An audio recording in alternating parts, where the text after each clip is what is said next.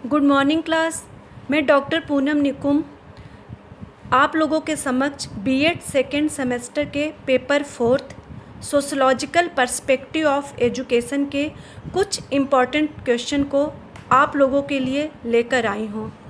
Students, आप लोगों के लिए ये क्वेश्चन परीक्षा को ध्यान में रखकर बनाया गया है। आप इसे अच्छे से पढ़िएगा। हम सभी जानते हैं कि हमारे देश में कोरोना संकट अपना पैर पसार चुका है। हम सभी को धैर्य और साहस के साथ आगे बढ़ना है, अपने आप को सुरक्षित रखना है।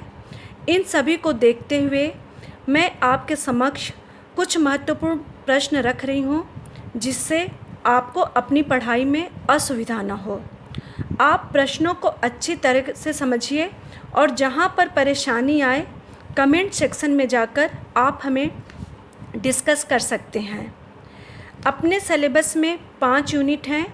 मैंने प्रत्येक यूनिट से 3 क्वेश्चंस को लिया है। केवल 3 क्वेश्चंस ही नहीं होते हैं। स्टूडेंट्स, आप पूरे सिलेबस को पढ़िएगा और इन प्रश्नों को अच्छे से पढ़िएगा, क्योंकि ये परीक्षा को ध्यान में रखकर बनाया गया है। अब मैं शुरू करती हूँ। क्वेश्चन नंबर 1 हमारा है, भारतीय समाज की सामाजिक विविधताओं का वर्णन छत्तीसगढ़ राज्य के विशेष संदर्भ में कीजिए। क्वेश्चन नंबर 2 है, कक्षा शिक्षण में शिक्षक असमान विद्यार्थी की सामाजिक पृष्ठभूमि का एक संसाधन के रूप में कैसे उपयोग कर सकता है, इसे विस्तार से समझाइए।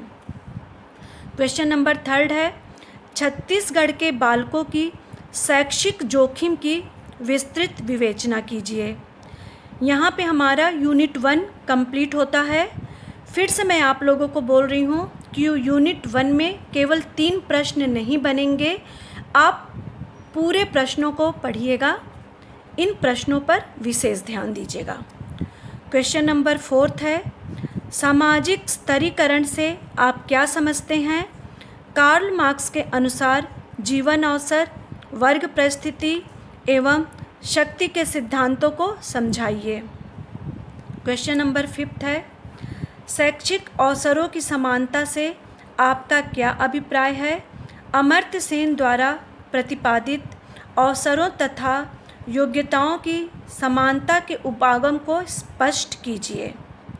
क्वेश्चन नंबर 6 है, सामाजिक पूंजी, आर्थिक पूंजी तथा सांस्कृतिक पूंजी संबंधी पी बोर्डियू के दृष्टिकोण को स्पष्ट कीजिए।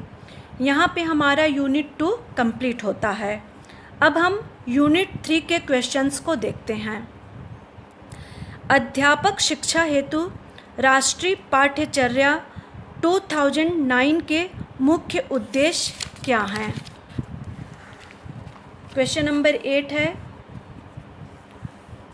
राष्ट्रीय पाठ्यचर्या 2000 तथा 2005 में उल्लेखित प्रमुख बिंदुओं पर प्रकाश डालिए। क्वेश्चन नंबर 9 है, कोठारी आयोग की अनुशंसा को समझाइए। क्वेश्चन नंबर 10 और ये यूनिट हमारा 4 है, राष्ट्रीय एकता से आप क्या समझते हैं?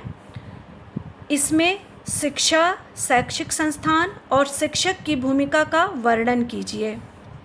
क्वेश्चन नंबर 11 है, सामाजिक परिवर्तन व सामाजिक प्रगति के परिप्रेक्ष्य में शिक्षा की भूमिका स्पष्ट कीजिए।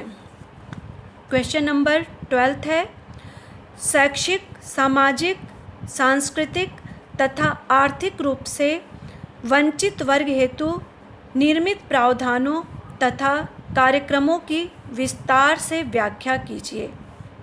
क्वेश्चन नंबर 13 है, ये यूनिट 5 है, शिक्षा में निजीकरण का अर्थ स्पष्ट कीजिए। शिक्षा में निजीकरण की आवश्यकता को समझाइए। क्वेश्चन नंबर 14 है, शिक्षकों के लिए व्यावसायिक आचार नीति का संक्षेप में वर्णन कीजिए। लास्ट क्वेश्चन है, संस्थानों पर मानव संसाधनों के निजीकरण और विकास के प्रभाव की विवेचना कीजिए।